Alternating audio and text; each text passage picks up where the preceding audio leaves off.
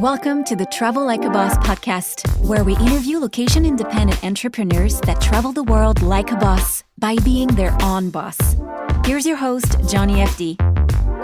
Hey everyone, this is Johnny and welcome to episode 236 of the Travel Like a Boss podcast. I'm out here still in Playa del Carmen, Mexico, and I'm talking to Sharon Tseung, who you're somewhere in the Bay Area, California, right?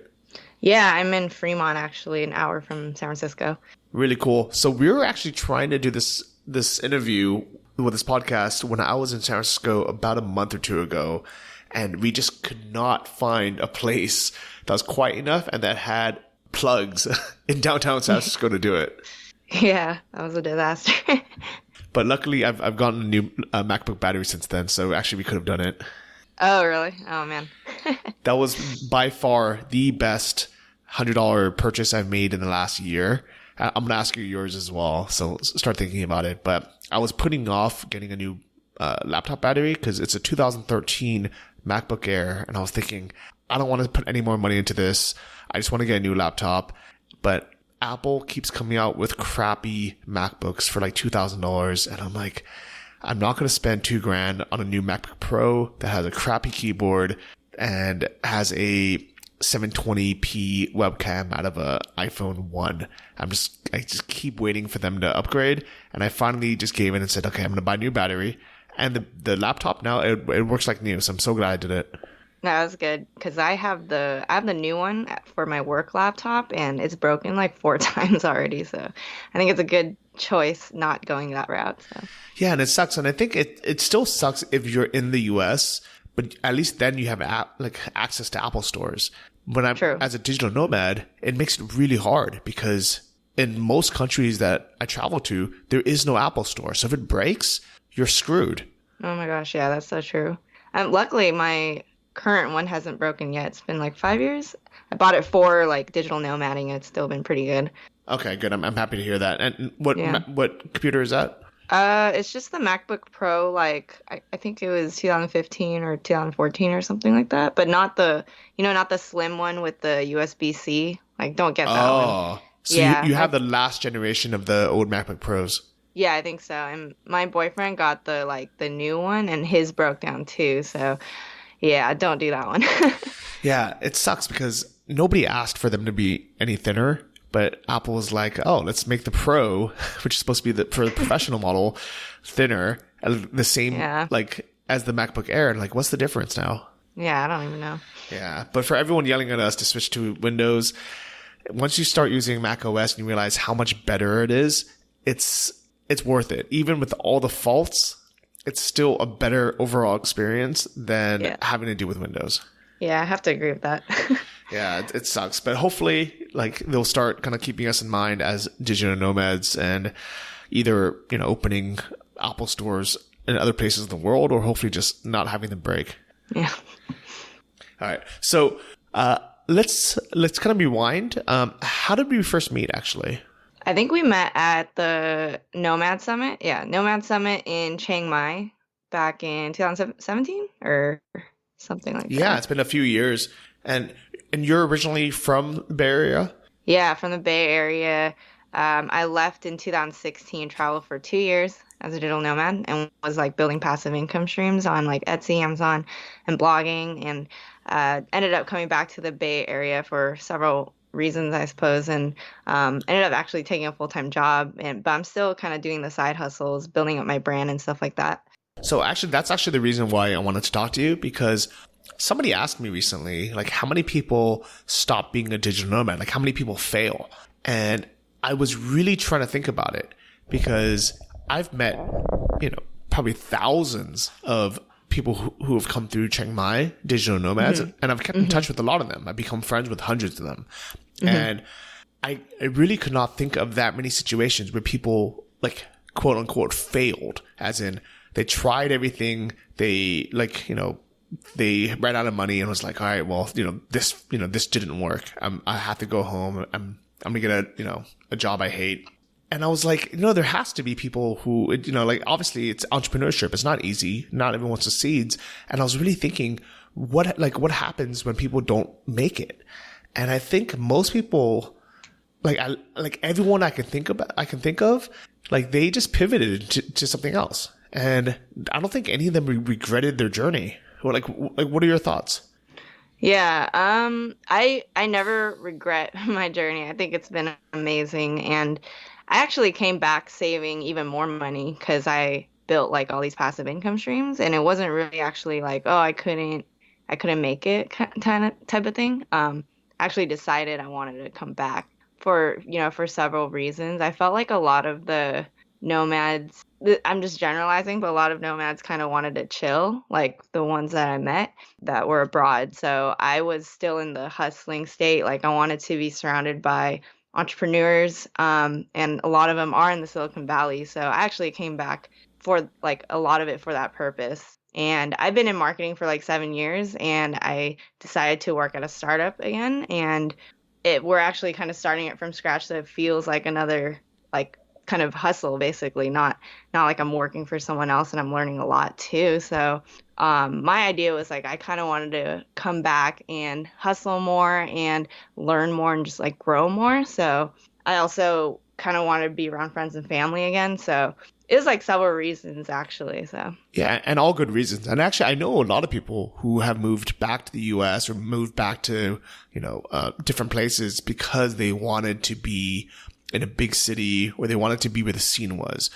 So even Anton, my mentor for dropshipping, he moved back to Austin, Texas, because he was like, you know what, I want to take this business, from making, a couple $100,000 a year, which is good money. But he's like, I want to make a $10 million business. I want to make $100 million business. And I can't see myself doing that from a coffee shop in Asia. Like I have to be, like I want to rent an office. I want to have employees. I want to have a warehouse. And he moved back for that. I also have friends who moved to San Diego because they're like, you know what, I still want to kind of be by the beach. I still want to have that kind of laid back vibe, but I want to be where the hustle is. I want to be able to hire Americans, be in the US time zone. I want that hustle and bustle. Yeah. I mean, I agree. I think, like coming back here and meeting a lot of these people around me that they actually are aiming for like millions a year, you know what I mean? And like hundreds of thousands passive income per month type of thing. And I guess, I mean, I'm not like aiming to like just doing all this for money type of thing, but it's just like, oh, like everyone's kind of aiming really big here, you know what I mean? So kind of opened my eyes too. And I was like, yeah, maybe I need to, come back and just like really grind it out. Because I think like when I was a digital nomad kind of traveling, I was spending a lot of time also just like soaking in the surroundings, which was great. But I was doing sort of like half and half of like I'm half hustling, I'm half like enjoying my life and traveling and stuff. I'm at the state where I just want to hustle. Like I just want to learn a lot. I want to master things. So I'm just trying to build my brand now. I like that, and I respect that. I think one of the biggest downsides of the nomad life that we live, especially in cheap places like Chiang Mai, is it's easy to get comfortable, and there's always something to do. Someone's gonna be like, "Hey, you want to go to the waterfalls today?" You're like, yeah, okay, why not? My rent's only $300 a month. Like, I don't. Why am I working so hard? Yeah, I appreciate it too. Like I feel like there's a beauty of like being kind of satisfied and kind of not always trying to strive for more. And I think like here in the Bay Area, we're always trying to chase success. And I don't know if that's a good thing or bad thing. I think you need a balance of both. But I agree with you that like it was really comfortable when I was there. I was like really chill there. I ended up being in Chiang Mai for like 4 months. And there's just like things to do all the time. It's really chill, really relaxed. And I love the vibe. But I did feel like I wasn't growing as fast as I wanted to. Yeah, I could definitely see that. And that is a common complaint of Chiang Mai in particular. It doesn't mean that there's not some people there who are in the grind and hustle mode. I have a small group there where we do something called six-figure sushi once a month, where, we have like 6, 7, 8 people get together. The only requirement is you can only come and you can only invite friends who are making $100,000 a year or more. And it's actually, it's always kind of surprising. Every month there's different, people, and a lot of them you never see. Like they're not the ones that kind of hang out at normal meetups or normal events, and they're grinding, they're hustling. And sometimes I like meet them. I'm like, why are you in Chiang Mai? Like you should be in like at least Bangkok or Saigon or, maybe New York. So what did they say? I guess I think they just like they're very self-starters, so they hustle hard, but they just work from home. Like they don't go to co-working spaces, they don't go to coffee shops. They basically just work from home. They like Chiang Mai for other reasons, right? I guess they like the food, they like the environment, they're comfortable there, but at the same time, they don't really necessarily need other people around them to network or or bounce ideas off of. But that's a very small percentage of people. I would say most people, they kind of they need that external. They feed off that. Yeah. Yeah. And I mean, I feel like for me, I do work alone a lot of times, but I've found that the more I go to networking events and the more I surround myself with people, it just improves my progress, I guess, so much more. Like last weekend, I went to Pat Flynn's course creation workshop, and it was a $3,000 to $4,000 workshop basically, and we were all just hustling, building out our courses, making sure we're doing it correctly. And to me, the more I invest in myself and my business, and the more I surround myself with people like this, the more I'm gonna grow, because we can all talk about similar things. We're all on kind of similar levels. So I love that you are doing that mastermind in Chiang Mai, because Pat Flynn has one too. He's doing he has his own mastermind that people have to apply to and pay for. And only for people who make at least 6 figures a year too. So I think it just helps a lot with your growth when you're surrounding yourself with similar minded people and similar level people. Yeah, I think it's something that is needed, because even if you are a self-starter, eventually you run out of ideas unless you're, I guess, if you're listening to podcasts and audiobooks, I go to conferences all the time, you'll get ideas from other places. But for a lot of us, it's really, being in that group and especially in person. I think it's so different doing it just online versus going to a conference, that I'm sure it wasn't cheap. It was, how much was the Pat Flynn conference workshop? Yeah, it was $4,000, but if you were a couple, you could pay $3,000 each. So yeah, and the thing is, it sounds like it's a lot of money, but at the same time, the cool thing about it is, if you weren't going to get $3,000 worth of value or $4,000 worth of value, it wouldn't exist. People would not go. People would ask for their money back. And also, probably even more powerful is the people that are there are they're dedicated. Nobody's going to spend $3,000 or $4,000 to go somewhere if they're not serious. If they don't have that mentality of saying, I'm going to do whatever it takes to make this work. Yeah, that's what I loved about it too. That I knew that these people were serious about it, and a lot of them had tons of followers. They're already killing it, 6 figures or more, 7 figures maybe. And it's just nice to be around people who are trying to kind of do the same thing as you. So yeah, it was really good. Yeah, I definitely agree. I think the funny thing is the Nomad Summit tickets are actually very cheap. They start at less than $200 and includes lunch, includes all these things. And there's only 2 types of people when we survey them. Either people who are wow, this was such a good value. I would have paid, 2-3 times more for the ticket.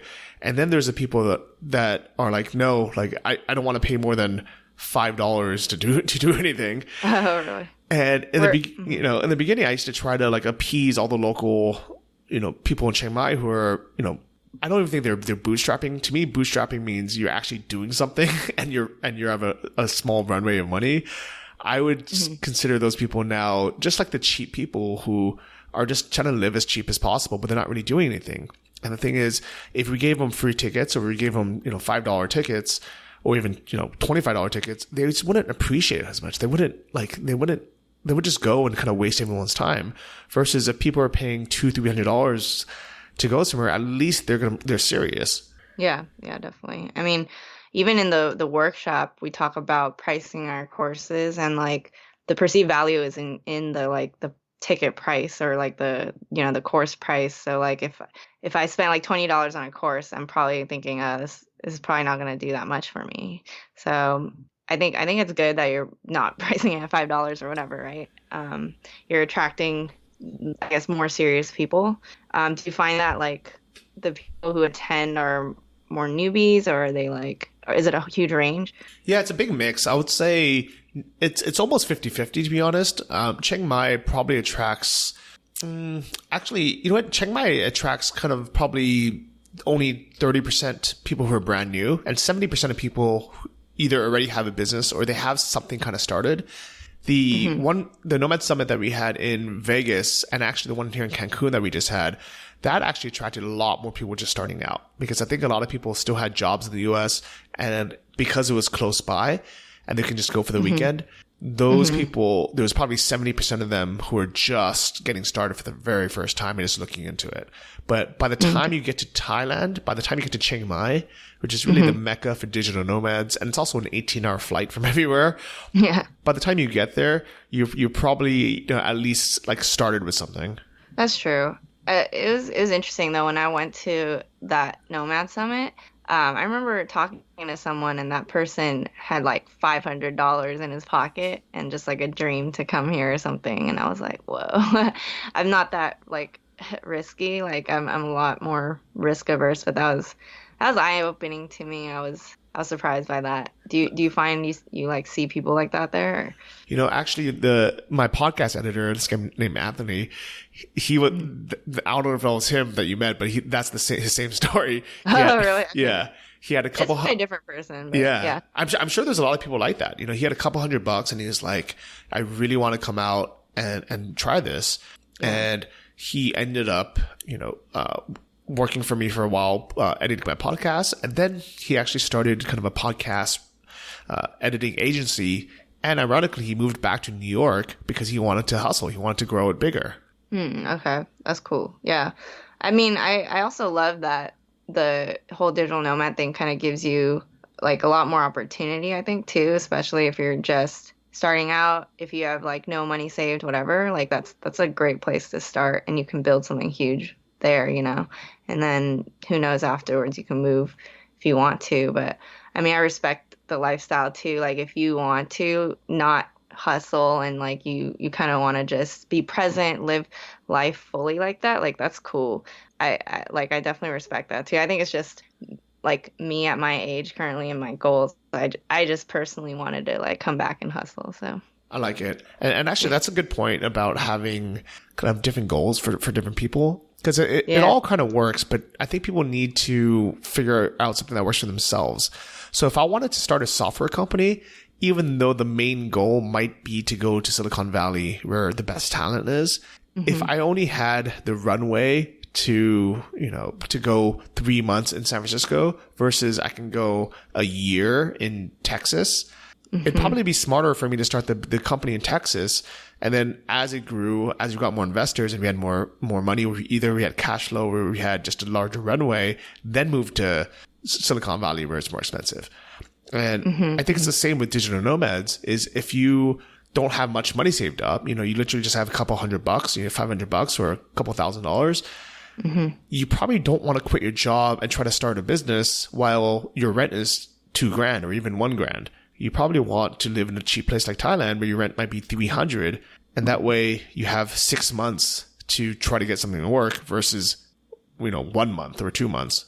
Yeah, no, I agree with that. I mean, when I left, I was thinking it was a kind of a financially responsible decision, because I knew it was like way cheaper living elsewhere, and I was living at home. I didn't want to rent because I wanted to kind of save money. And because I like had been living at home for so long, I was like, I feel like I deserve like this 2-year excursion. Like, I feel like I can quit my job, just like do this.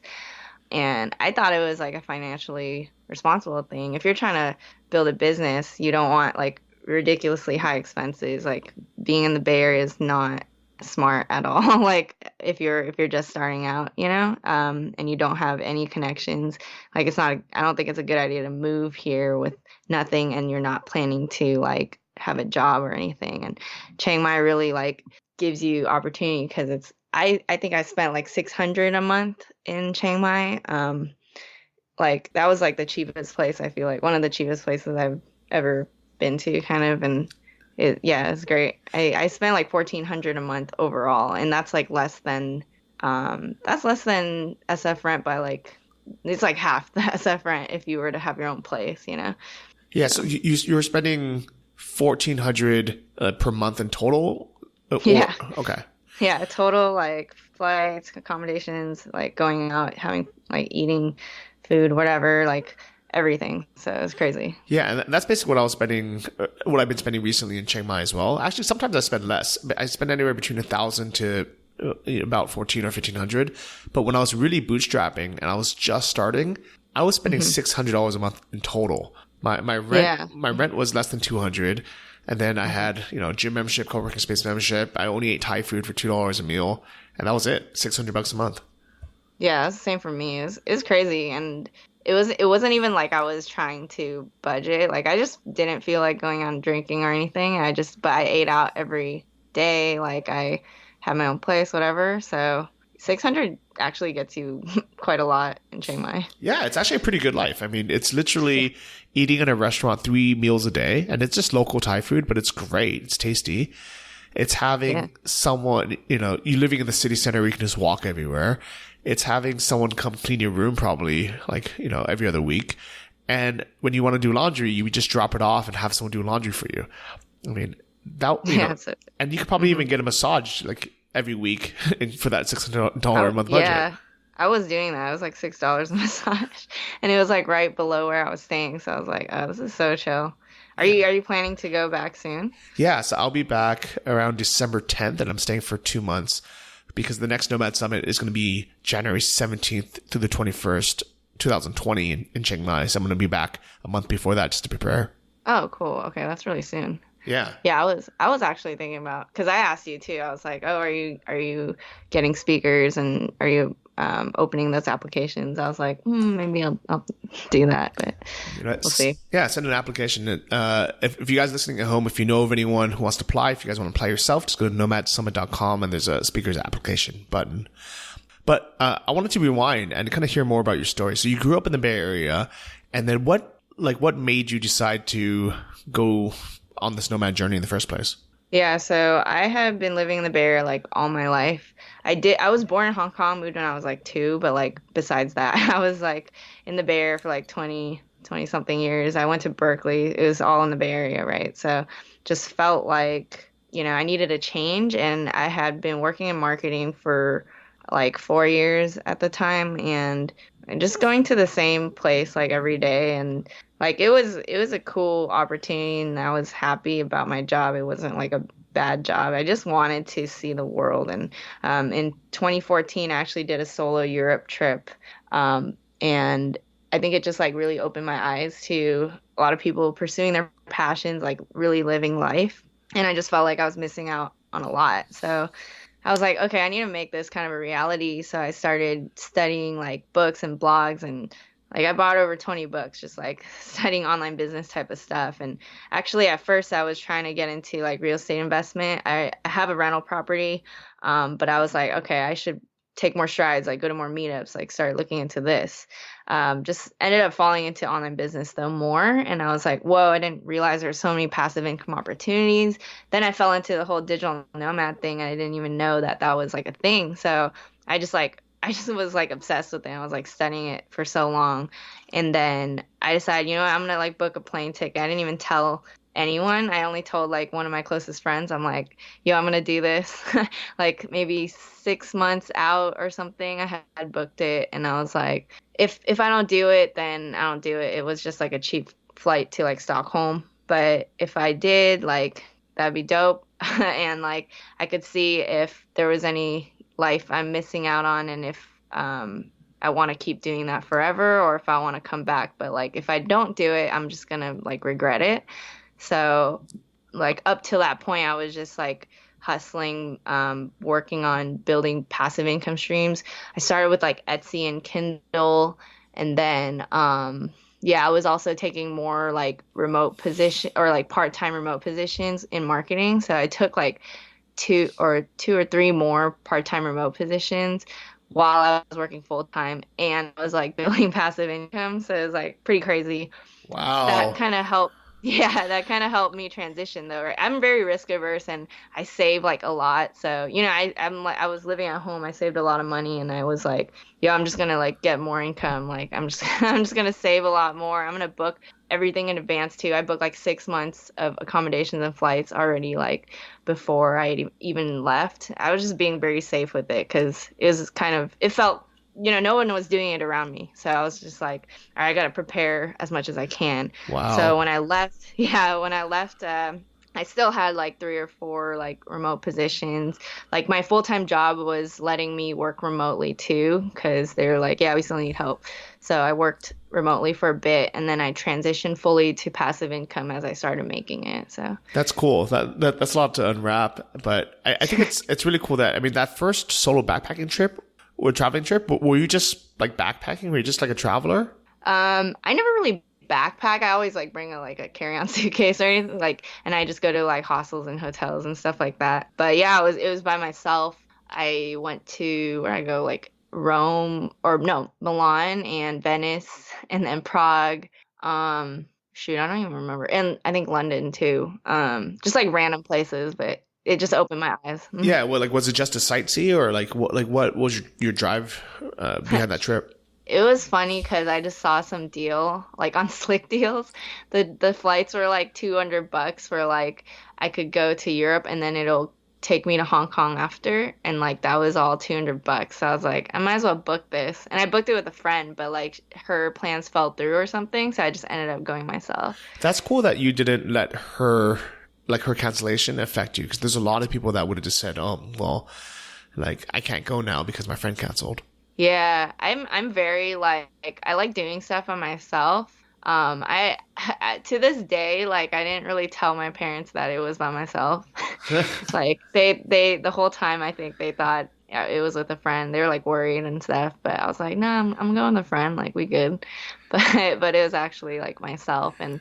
Yeah, I just like go to movie theaters by myself. I go like eat by myself a lot and or at least I used to a lot, and I don't mind, and I actually prefer solo traveling, like especially after that solo Europe trip. I'm like, oh, I'm definitely going by myself. I prefer that over like a bunch of friends. Like sometimes I like that, but it just depends on my kind of mood, right? If I'm just like going with friends, then that's like usually just like hanging out with them in another place versus like going by myself and like immersing myself in the culture and like learning more. Were you always like that? Because there's a lot of people, I would say most people wouldn't, like, they would not be comfortable eating in a restaurant by themselves or going to a movie theater by themselves. Yeah, I think I've always been like that, and people always think it's weird, but like for me, I'm like introverted, and I prefer that because I don't have to worry about like what other people think. And in a sense of if I'm with like friends, like I have to worry about keeping up a conversation, and I have to like entertain someone else. Sometimes I just want to be by myself and like just eat a meal or like watch something. Like I don't think it's like a weird thing in my opinion. I don't know. I think that's cool. It took me a long time to be comfortable eating by myself. I think growing up in the US, I had such kind of societal pressures where I felt like I was a loser if I was seen, eating by myself, or just uncomfortable. It literally took me a 10 days silent meditation to get over that. But Really? yeah, but now that I've gone through it, I actually don't mind it at all. Oh. Yeah, I think it's more like I think now it's more common. I remember when I was little, like I was with my family and we went to some restaurant and the lines were like hella long. And I was like, dude, I'm just gonna go eat by myself. Like I was like a little kid and I was like, yeah, I'm gonna do that. And I literally like went and they like looked and I was like actually just like eating by myself at some nice restaurant and they're like, all right, whatever. Yeah, like I don't know. I guess it's just been something that I like to do. I don't know. Well, it's a good quality that you had. And I also think it was a cool quality that during that trip, I think a lot of people would have, saw Europe, partied a bit and be like, okay, that's cool. Let me go back to my normal life. What during that trip inspired you to buy those 20 books and decide, hey, I want to take this next step. I want to be able to do this again? Yeah, I feel like I had this fear that like, oh, I'm gonna be at a job the rest of my life, and when you're like older and like you have a family, everything like it's way harder to be able to like go travel and stuff.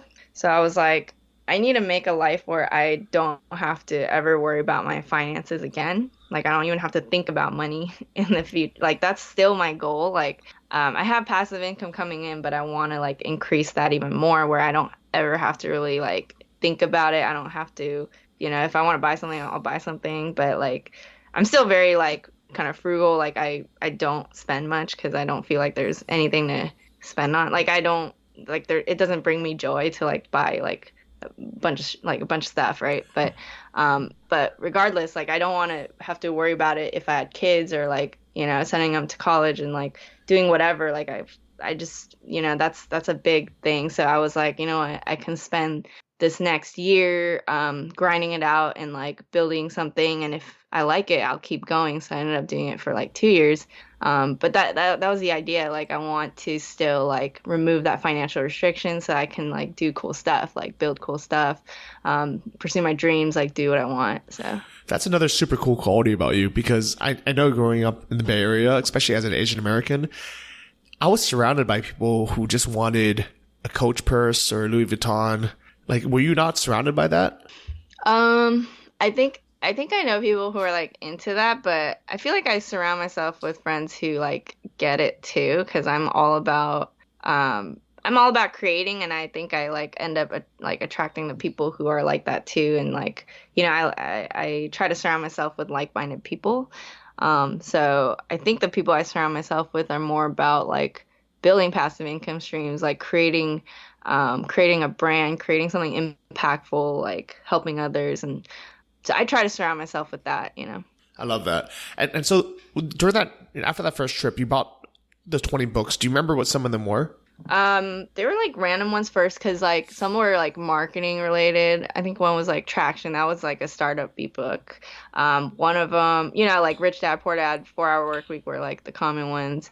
I got like random books about like building and websites. Like you can tell it was one of those Kindle books that like some Kindlepreneur decided to make that was like 14,000 words or something. And it was like, I bought one of those, and for some reason that actually like sparked a lot of thoughts too of like, oh, this is interesting. Like this is like an alternate way of doing things. He was just like building sites for people on like Craigslist or something. He would just be like, hey, I can build a site for you, and all you got to do is like use WordPress and do this and this and that. And he was just like showing how easy it is. And I was like, oh, that's interesting. That's like another way of hustling. And then I remember like going on Twitter and like finding out this woman named Sharon Gourlay, like another Sharon, and she is a digital nomad. She had a digital nomad family thing, and that's like I ended up reaching out to her. I was like, oh my God, like that's so cool. And I asked her questions about SEO and like blogging and stuff, and she was like kind enough to respond to everything about nomading and blogging and everything. And yeah, so those were some of the resources I like ended up stumbling upon. I love it. And what was your kind of the first business that you started, and kind of how did that do? Like what was the first kind of monies you made online? Yeah, so the first one I did was Etsy, actually. So I don't know how I came across it, but I was thinking, oh, I can sell like digital downloads on Etsy. And I feel like that wasn't common at all. Like I don't know anyone who was doing that back then or whatever. So I was like, all right, I'm gonna try this out, and that started making money. So I was like, all right, even like it was like $50 a month or something, like when I was in September of like 2015 or something, and I hadn't left yet, but I was like, wait, that actually like this sells, like this works. So this is pretty cool. And I like to do graphic design on Photoshop, so it was like fun, like making templates for people. I was making like Photoshop templates for people, and then I just was like, all right, I'm gonna try this one out. And I was focusing on that while I was like blogging too, because I had heard so much about blogging, and I was like, you know what, I'm gonna document my journey while I'm doing this. So I use it as a place to like vent and stuff. So like my DigitalNomadQuest site, right? I was like, oh man, like I hate work. Like I want to leave. I was like just doing that, but then I started documenting like how I was making passive income, and more people started reading it. So yeah, I mean, anyway, I was like jumping, but like the first one was Etsy basically. That's cool. And how did it feel when you started making, even just when you made your first sale, when you made your first $50? How did that feel? Yeah, I think everyone always says like that first sale, even when it's like $5 or something, people are just like, oh my God, this is possible. And that was the same feeling for me too. I had made money online before, like, but I was like doing music on YouTube and stuff, and people were paying me on Patreon and stuff. So like I kind of knew the feeling, but like something about doing it on like Etsy and like making something and people buying that was like a really cool feeling. And I yeah, I mean I was able to hit like $1,000 a month with Etsy, and it's still going like to this day, and it's a great means of passive income. Wow, great job. And how did you figure that out? Did you take a course? Did you read a book? Like how did you figure out how to do that? I actually just like kept grinding it, but I made like mistakes along the way. I actually have a course called the Etsy Entrepreneur, and that's on DigitalNomadQuest.com. But yeah, like basically, yeah, I learned it through experience, but like I realized there's so many things I could have done that would have saved a ton of time. So that that course kind of covers everything I know, basically. Okay, cool. And I'm assuming it's something that you wish existed when you had started. Definitely. And now I realize like the importance of investing in yourself. That's why I took the Pat Flynn workshop. I started going to a bunch of conferences. I bought a ton of courses, and it's like so much easier when you invest in yourself and your business, and you like make sure you don't make the same mistakes as other people. You just waste so much more time when you're trying to like figure it out yourself. Yeah. So I'm a big believer of that too. Like every course I've ever bought, that I've actually gone through them, and I've always made like my money back like 10 or even 100-fold. I mean, it could be something as simple as like a course, that I bought on how to edit podcasts, and that helped me so much. Like the audio quality, the just kind of the headaches, but also if I wanted to, I can easily turn this into a business as well. Like it's not something I want to focus on, but I'm like, okay, like this is a valuable lesson that if I wish I would have learned in school, this would have been a cool course. The dropshipping course that I took, even though it's expensive, it's like $1,500 now. That course has now made me like hundreds of thousands of dollars. And like from what I've learned from it of building the businesses. And it's like, if I tried to figure that out on my own, either it would have taken me much, much longer. Either I would have made a ton of mistakes and lost money, or like, I think the worst thing that could have happened was I would have just gave up. I would have just got stuck somewhere. And because I would have nowhere to turn to, I would have just been like, all right, well, let me just move on to the next thing. Yeah, no, I agree. Like basically courses just package everything you need to know in like one source. And I feel like when you're always trying to look for free stuff all the time, it just takes so much longer, and you don't know what you don't know. And I think that's when I first started, like the first 2 years or whatever, I basically just kept trying to do the free materials. But then I realized, like, I read some book where they were saying you should invest 3% of your income into yourself and increase that, like, if you need to, more and more. And that should kind of like promote your growth. Like if you invest more, you're supposed to grow like a lot faster. And I think that's really true. I think once I started investing in courses and books and conferences and everything, I've definitely grown massively, like with my brand and blog and everything. So yeah, I definitely agree. And it's almost crazy. Like all the very successful people that I've spoken to or I've interviewed, they all have that in common. They've all spent money on themselves. And the vast majority of people who say nothing works, or they just complain and kind of just bitch all the time, especially online, there are people who are too cheap to buy anything. Like they won't even buy a $10 book, Yeah, no, I agree with that. I definitely think you have to really invest in yourself. And I feel like, when you start to kind of like you start to stop growing kind of thing, like that's when you need to like look for more resources and look for more to kind of grow exponentially. I mean, that's also a reason coming back, right? I was like, all right, I need to grow faster. Like, what can I do? So, I came back, invested in myself a lot more, and I don't regret that. I love it. And that's the kind of the next big chapter for you. But just to kind of rewind a little bit on the kind of nomading part. So when you started making $1,000 a month, were you like, okay, I can easily just move to Chiang Mai or to start this nomad journey? Or did you start another business before you went? Oh, I actually like left before it even hit that point. Like it took me a while even to get there, which Because what I told you is I took those remote positions, right? So I had only like a little bit of passive income coming in, but I knew it was possible from like hearing it from all these people. And I already saw like sales coming in with Kindle and Etsy. So I was like, okay, this works. And I have these marketing positions that make me money, like if I have to work actively, right? So I was doing that while I was building my Etsy channel and my blog and everything. And then after kind of like after my Etsy thing, like after I realized, okay, this works, after I hit that 1,000 a month point, I was like, all right, let's see what else I can do. And I ended up going to Merch by Amazon and Amazon FBA.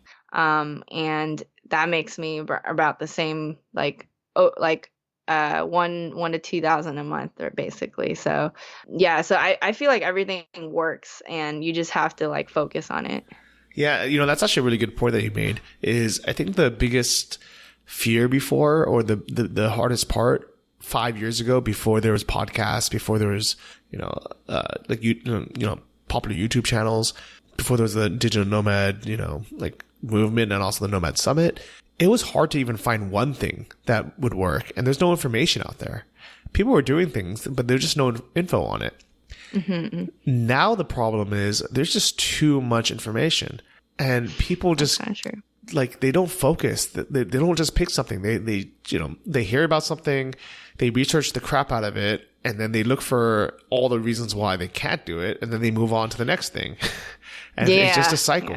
Yeah. I was hosting meetups around here, and people who came, they were like getting started with like, they're like, yeah, I want to get started in Amazon FBA. And then like a few like meetups afterwards, they're like, yeah, I'm going to change my route. And like, or, a lot of people were like jumping ideas like all the time, and they couldn't focus. And I'm like, all right, let's try one thing. Let's see if that works. And then let's move on to another thing and see if that works. And, like I'm all about focus, then mastery, then like trying to keep learning. So yeah, I definitely agree. And I think that number that you said, that 1,000, is a good number. I think like whatever business someone gets into, do it all the way until you make at least $1,000. And then once you do, then you can reevaluate and say, okay, is this something I want to continue growing and putting my time and effort into?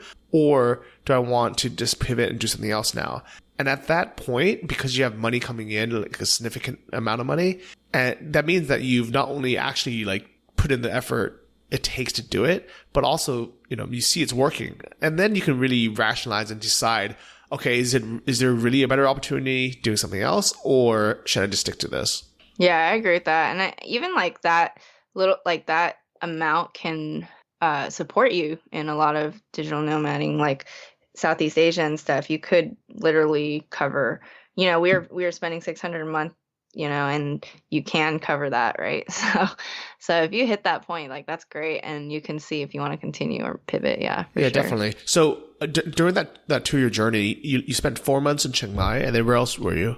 So yeah, like rewinding, I started in Stockholm, just was there for a few nights, and then I went to Athens, Greece for like a month, and then I went to like Bucharest. That was like I loved Bucharest because I ended up making a lot of close friends there that I still talk to this day. And even like at my current position, I ended up hiring one of my friends like for design or like illustration work and stuff like that. So like we're all still really close friends. And then I moved to sorry. I guess in all these places, like how were you meeting people? Were you joining co-working spaces? Were you going to meetups?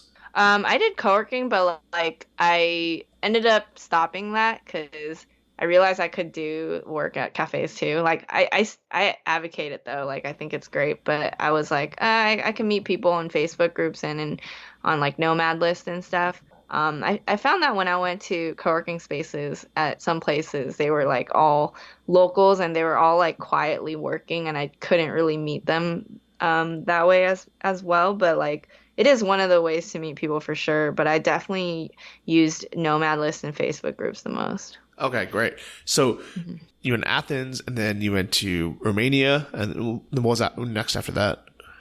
Yeah, and then I went to Lisbon I also went a few nights in Berlin and London. Yeah, I think those were mainly the ones in Europe. And then I moved to like Asia and I went to Hong Kong, Taiwan, Vietnam, Korea. Like I went all over. But then like when I went to Chiang Mai, I was like, oh, like there's a lot of nomads here, which is pretty cool. And I hadn't seen that in other places as much. I chose kind of random places, I think. But I think like yeah, I think Chiang Mai is a great place to start, and if people want to start there, that's like a good place to start. I'm curious, Yeah. what was kind of your rationale between choosing these places? Was it more like tourism wise, like you wanted to see them, or like were there like how did you choose these random places? Yeah. I use Nomad List and Numbeo.com, and I was kind of seeing like, oh, are these places fun? Are these places like safe? Like I was just looking that way, and I was like, all right, it looks like they're cool. But yeah, I think I still like the places I chose, but I don't think I choose it out of like, oh, I really want to see these places. I've traveled a good amount, and I do feel like for me the enjoyment is talking to people in these places. It's not for me to like go see some like attraction or anything. Like I don't know why, but I don't really care that much. So when I go, like I just like go to a cafe, I just walk around, and then I save maybe like the last week of that month to like go do the sightseeing like that I'm supposed to, but mostly out of like I feel like I should, not because I'm like excited to do it. Well, I guess the question would be like, why even travel then? Like, why do you even go to these places? Well, for me, it was, like talking to these locals, like that's what like is really cool for me. Like seeing the stuff like while I'm walking down the street and then like talking to people versus like, oh, I need to go see this like attraction. You know what I mean? Okay. So it's like less about seeing like the postcard, The touristy stuff. Yeah. and more about the local day-to-day culture. I think so. I think it's like fun to learn like new ways of living, and I learned a lot from that, and it opened my eyes a lot. I think some people were making like 600 a month like as a local, and that was like eye-opening to me because I didn't know that like people would make that much, and then like they were kind of struggling with paying their bills and all this stuff, and they were working these jobs, and I was just talking to some of these people like till like late at night. It was really interesting to hear that, and I was like appreciating like being from the US. Like I realized like you can have a lot of opportunities just being from here and being English speaking, and even like online business stuff, like they definitely prioritize US citizens, and like some people can't even get access to some of the platforms because they're from other countries. Like, and if you're trying to rank a blog or something, like it's a lot harder when you're like from a different country and you're trying to rank for US. So it's like I didn't realize, oh, it's like a lot harder than I thought to like come up from like anywhere, you know what I mean? So I always thought, hey, if you just hustle, you'll figure it out. But like I realized there are a lot of disadvantages, and I was just like, damn, I'm privileged. Yeah, we definitely do have a lot of privilege, being native English speaking and also just being from the US itself. But I also think that everyone has their own privileges and their own advantages. And True. most of us don't take advantage of them. For example, people who grew up in Thailand, maybe they don't have the privilege of speaking English as their first language. Maybe they don't have the privilege of, kind of like some of the Western things that you had mentioned. But they have things like growing up with the most amazing sea, like the most amazing oceans and wildlife. And it's funny, like most Thai people that I know don't even go in the ocean. Like they don't even go to the beach because they don't want to get dark. Maybe they don't like want to swim. And it's like we all have, I guess the what I was trying to say is, there's so many Americans who grew up with these privileges and they don't take advantage of it either. That's true, actually. I guess I was like, one of my thoughts though when I was traveling was that a lot of these people seem really happy though too. Like I thought they were actually way more present than like where I'm from. Like where I'm from, everyone's thinking of the future and like trying to hustle for the future. And then I see a lot of these people actually enjoying life. So that was actually my opinion. When I was abroad, I was like, whoa, like maybe there's no right way of living is what I was kind of thinking too. I was like, dude, these people are like living the dream actually. Like if they're so happy and if they're like being so present, I'm like, damn, like I need to be more like that, you know? I definitely agree. And I think people have different like priorities. I think anyone who thinks it's impossible to live off of $1,000 a month, or let's say even $1,500 a month, has never traveled outside of the US. I mean, there's like, I think someone wrote once on Twitter saying, you know, like everyone should be able to live off $1,500 a month after tax. And so many people replied saying like, you know, but my rent is, you know, $2,000, or my mortgage is $4,000, or you're crazy because I have this. And everybody has all these, you know, reasons and excuses why they can't do that. But most of the world lives off of less than $1,500 a month. Like most of the world lives off of less than $1,000 a month, and they make it work. There's no reason why we can't. I mean, we can choose not to, you know, by having, you know, a 2-3 bedroom place for ourselves, to have guest rooms and you know an extra car, but it's not necessary. Like we could live with less. Yeah, I think there's also a limit though too, because like the Bay Area is super expensive, you know, and yeah, like I do feel like we do have an advantage. We have more income coming in, but I do feel like we do need to spend more here. But like if you left, you know, if you travel to another country that's like way cheaper, yeah, you can definitely survive on that amount, you know, and live well actually. Or even just not live in the Bay Area. I mean, like it's a choice, you know, that we're there. I mean, and some people, you know, might have their, you know, reasons or excuses like, oh, my whole family's there, I grew up there. But, you know, here's the thing is like, it's a choice to stay, you know, and I liked, you know, living in San Francisco, but I also realized it's like, for me, it's not worth it. Like I'm not in tech. I don't like the network I'm meeting there isn't the type of people that is like driving me and what I want to do.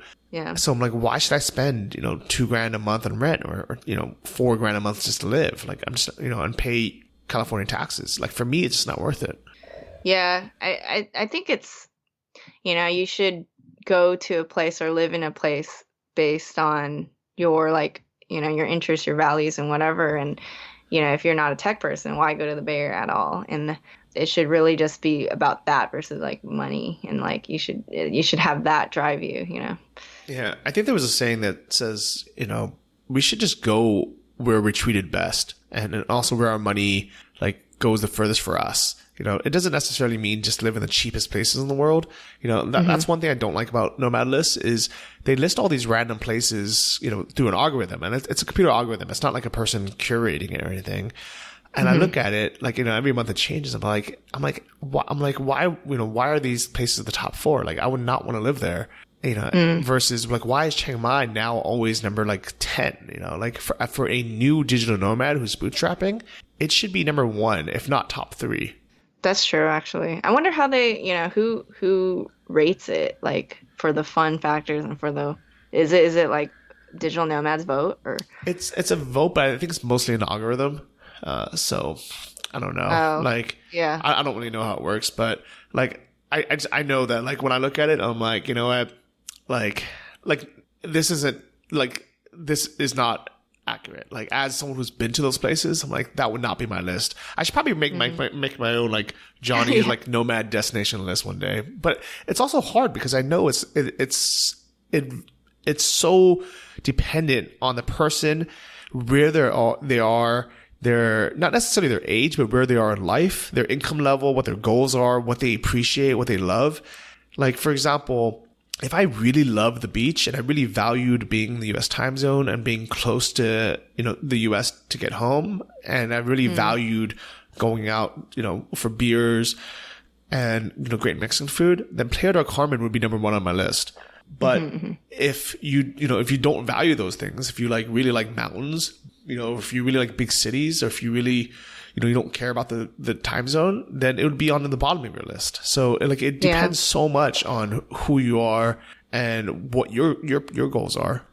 I mean, I do appreciate the Nomad list of giving me a basic guideline, kind of, or basic framework, especially if you don't know anything about it. But I definitely feel like the most ideal situation would be someone working with you and like gauging what your actual interests are and then like going from there. It's kind of hard to create like a whole system that's more like automated like that, where you can like really tailor it to your specific needs.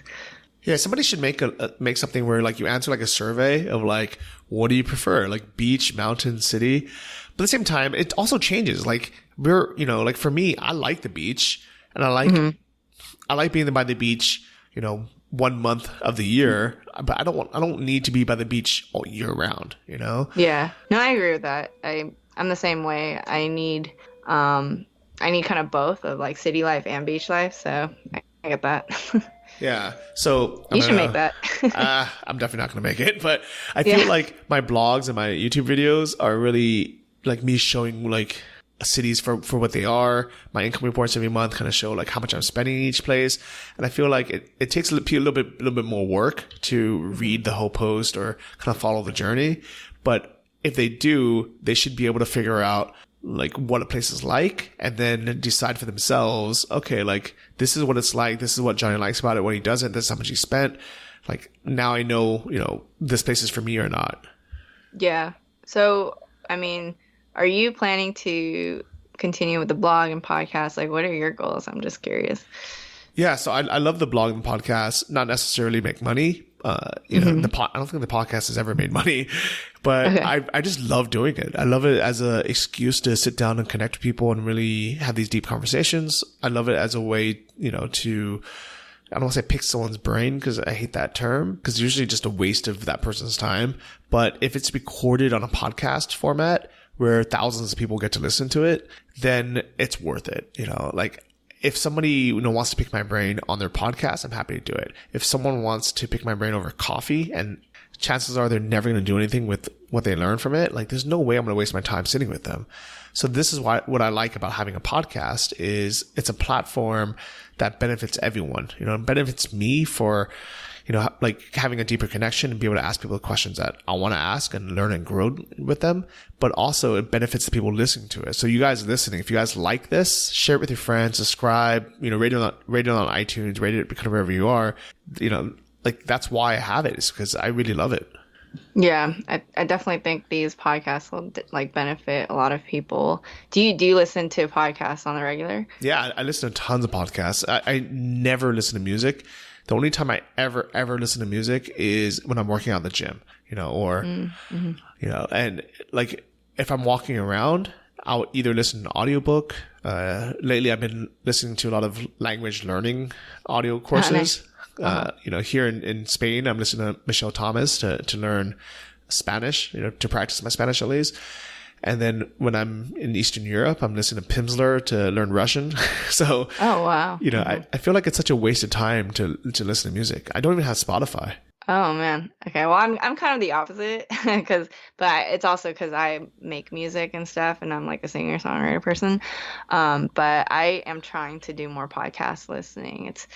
I definitely think if you like replace it more with podcasts, you'd probably learn way more while you're commuting, whatever. Like it'd be a good way to soak in information. Yeah, I definitely agree. And I think the reason why I like the podcast format is more of an interesting conversation, versus just like an audiobook. Sometimes it's just too much info where I can't relax. I can't I can't focus on doing, cooking or even walking sometimes. If I'm listening to an audiobook, I'm just focused on the note taking so much that it's not enjoyable. Versus a podcast, It's like you're learning, but you're also, getting entertained at the same time. Yeah, no, I agree with that. Yeah, I'm definitely trying to create more podcast episodes. Like I do the YouTube thing, but I also just like take the audio from the YouTube and like put it in podcast form. It seems like people actually like listen to that as well. Maybe they prefer that when they're commuting and whatever. So yeah, I'm trying to make more helpful content for sure. Yeah, I definitely think podcasts are the future. I mean, right now it's still only like 10% of Americans even listen to podcasts. And it's crazy because once people start, it takes over. But there's so many people who just don't even know the concept of it yet, which is insane. Yeah, I mean, I do think, a lot of people are getting into it. And I see a lot of celebrities actually like making their own podcast now. Even like T.I., I saw on his YouTube, like he started making podcasts as well. And I'm like, damn, it's definitely getting popular. Yeah, I mean, I really think long form content and being able to have a real voice is king. I mean, like when you watch, like I don't watch the news at all. And I also don't watch, those TV shows where they have on a guest for 3 minutes, and they just have, get a couple sound bites. I think it's such a waste of time. You don't get to know the person. You don't like know anything about them. And it just this like, it sounds like torture. It's like people who go on a tour across the US, for their new book launch or a new movie coming out, and they have the same 3 minutes or like this rehearsed thing on a TV show. It's like, to me, it's so fake. It's not, it's not a real connection. While podcast, you can only fake a few minutes. You can only rehearse a few minutes of what you're going to say. The rest of it's natural. That's you. Yeah, no, definitely. What are your goals with your podcast? I don't have any goals with the podcast. It's really just to keep it consistent, because sometimes I apologize to everyone. Like for like a month, I didn't record an episode because I was busy with the Nomad Summit and then, being in Cancun. But once I force myself to sit down and do them again, I realize it's something I really enjoy doing. And also it's a good way to connect with everyone, everyone who listens. Like it's funny, the people that recognize me, like at an airport or walking around, it's always through my YouTube channel, because it's, you see my face and it's kind of something fun.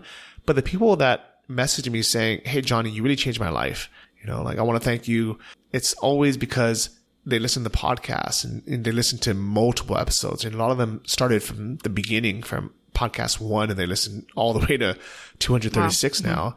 And those are the people who really end up taking action, because it's useful content, where I guarantee if anyone actually went through and listened to, 10 episodes and chose one path of one thing they connected well with and actually did the work that's required, they'd be successful. They would make $1,000 a month easily doing whatever it is. Maybe they'd make 10,000 or 100,000. And it's amazing when I get these messages from people saying, "Hey, I started listening to a podcast a year ago and now I'm at this point, and it's like, I really enjoy it." Yeah, no, I love that you're like doing this for just like the enjoyment factor and like helping others, this and the summits. It seems like you're saying you kind of break even on those, and you're just actually just trying to help people and trying to connect with people. So that's awesome. Yeah, I mean, eventually I would like to make money from it. I mean, this last Cancun one, we lost almost $8,000. Oh, crap. Which sucks, but a lot of it was because I am paying 3 people kind of, month to month in between summits to do marketing and to do kind of outreach and kind of different things. And I think we just had too much time between the last one, which is kind of why there was such a negative. But the people that went loved it so much. And I really feel like it can have potential to, make, hopefully a good amount of money, where it can, just fund itself, where instead of paying, 3 people part-time, we can have 5 or 10 people full-time, like it'd be really, really cool to get to that point. Yeah, I know, definitely. That'd be awesome. Yeah, I love it. And what about you? Like, what are you up to now? Like, what are your goals? Yeah, so I'm currently, I said like working at the startup as a marketing manager, and we're trying to build a like social media platform and to actually like connect others with people who vibe with you, and then actually get them together in real life towards like meaningful causes and stuff. So I think that's going to be really awesome. But also on the side, like I'm really focused on building my brand, like my blog, YouTube, and podcast. So my blog is DigitalNomadQuest.com. My YouTube is under my name, Sharon Tseung. And then the podcast is Digital Nomad Podcast with Sharon Tseung. So it's kind of the same thing as you. Like I love, helping people try to design their lives. Like I'm all about getting people inspired to like, take hold of your life and actually like live the life of your dreams. And I think the first step is really to manage your finances and like remove those financial like restrictions and build these passive income businesses. So that's kind of a big thing where it's kind of like you, where like I actually enjoy like creating this content and it's like fulfilling, So that's a big reason why I like moved more off those marketplaces of Etsy and Amazon, and I'm more focused on building my brand. Though I'm actually starting up Amazon FBA again. Like I'm inspired to do that, as well as real estate investing actually. So that's another thing. Like me and my boyfriend are kind of working on both of these things. So I'm kind of doing a lot of things right now, but I think a big thing is really to like teach people how to do the same things. I think it's super cool. And I like that you've actually done it yourself first and you didn't just jump straight into teaching, which is something that, I always kind of it's weird, shy away from. Yeah. Yeah. You definitely have to kind of like do it and like deliver results, or otherwise, like, why would anyone listen to you, Yeah. But that's the big reason I don't like Bali. And it was like the first thing people do. They're like, oh, I should become a life coach. Oh, okay. Yeah. Well, life coach, I guess, is kind of different, but then at the same time, it feels like you need more credentials to be able to like speak on that. It is weird. Yeah. I don't know. Yeah. But I'm really glad that we connected and that we took the time to chat again, because it was fun hanging out in San Francisco, and it's kind of been really fun kind of hearing your story and how you progressed. And I think you're up to really cool things. And I think it's really cool kind of hearing from someone who went through 2 years of being a digital nomad and consciously decided to move back home. I think there's a lot of people listening who are kind of wondering, well, if I make the leap, is that a forever thing? Like if I decide to stop, does that mean I failed? And you really proved the point. Yeah. You really showed that like it's not a failure, it's just a pivot. Yeah, I think I was worried about that too. Like I didn't want to seem like, oh, I failed, but like to me it's like just all a journey. Like when that's the right phase in your life to come back, like that, just like, just come back if you feel like that's the right thing for you. And it doesn't mean that it's over. Like you could still leave again and be a digital nomad again. And that's how I feel too, that I feel like in the future I'll probably go out again. Like I don't think it's like the end of that, that era or whatever.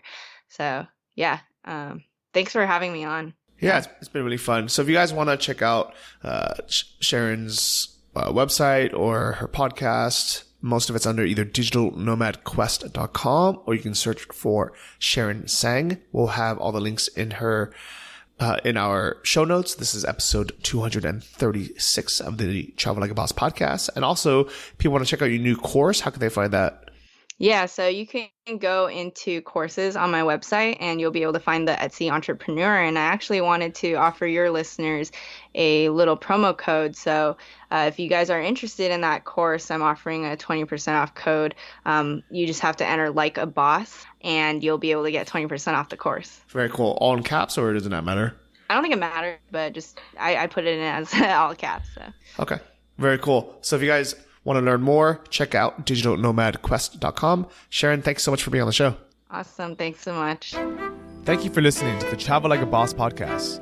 If you want to hear more, including the bonus How to Choose the Perfect Niche episode, join our mailing list at travellikeabosspodcast.com. See you next week, and remember, if you want to travel like a boss, you need to be your own boss. So start your online business today and start living the lifestyle you've always dreamed of.